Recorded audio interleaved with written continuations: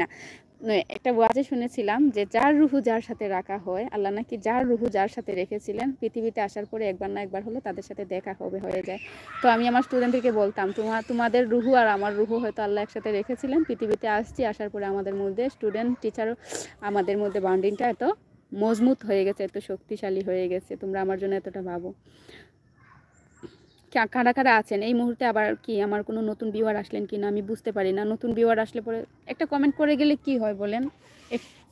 যখন এসেই পড়েছি তাহলে একটা কমেন্ট করে যাই, না হলে একটা লাইক করে যাই। আপনাদের একটা কমেন্ট একটা লাইকে হচ্ছে গিয়ে আমার মতো অঞ্জনারা একটু ভালোবাসা খুঁজে পায়, বুঝছেন? দুনিয়াতে ভালোবাসার বড়ই অভাব। একটা লাইক দিয়ে যাবেন। আর কে আছেন এই মুহূর্তে লাইভে? আমি তো 40 মিনিট 17 সেকেন্ড হয়ে গেল, অনেকক্ষণ বসে আছি। বেশিক্ষণ বসে থাকলেও কোমরে ব্যথা করে, বেশিক্ষণ দাঁড়াইলেও কোমরে ব্যথা করে, আর বেশিক্ষণ হাঁটতেও পারি না, এরকম একটা সিচুয়েশনের মধ্যে দিয়ে যাচ্ছি। আর আমার একটা ফ্রেন্ড আমাকে, ও অবশ্য ডক্টর, আমার ফ্রেন্ড, আমরা একই বেচের, এসএসসিতে আমরা একই বেচে ছিলাম, তো এখন কিন্তু ডক্টর।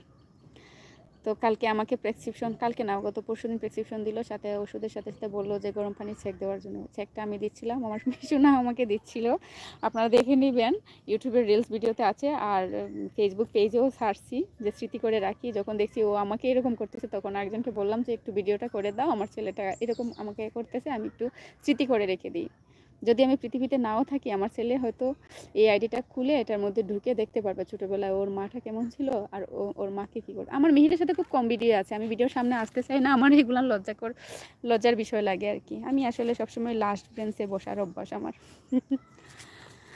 তো যাই হোক, আমি আমার সব প্রীতম রায়, তারপরে হচ্ছে প্রীতি। আপনি ফেসবুক পেজ আইডির নাম কি? আমার ফেসবুক পেজের লিঙ্কটা দেওয়া আছে ইউটিউবের ডেসক্রিপশনে।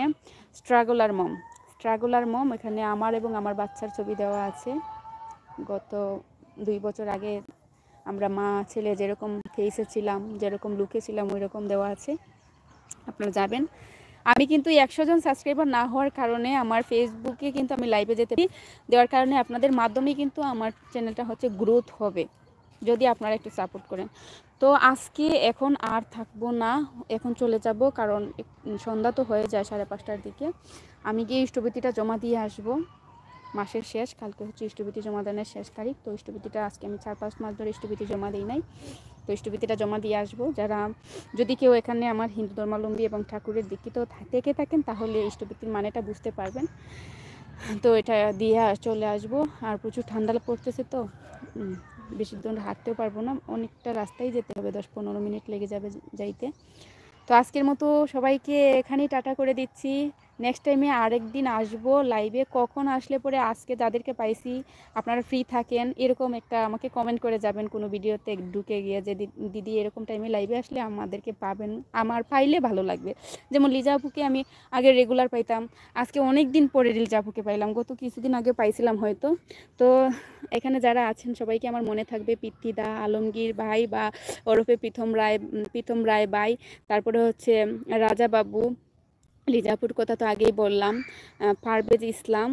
হ্যাঁ, তো আপনাদেরকে আবার আরেকদিন লাইভে দেখলে পরে আমার মনে হয়ে যাবে আপনারা আমার আগের লাইভের ভিউয়ার ছিলেন, আমার প্রিয় ভিউয়াররা। প্লিজ যারা নতুন আছেন সবার নাম নিতে পারলাম না এখন এই মুহূর্তে, সবাই চ্যানেলটাতে ঢুকে একটু সাবস্ক্রাইব করে যাবেন, লাইক করে যাবেন প্লিজ। তো টাটা, আজকের মতো এখানেই রেখে দিলাম। অনেক বেশি ভালো থাকেন সবাই, বাই।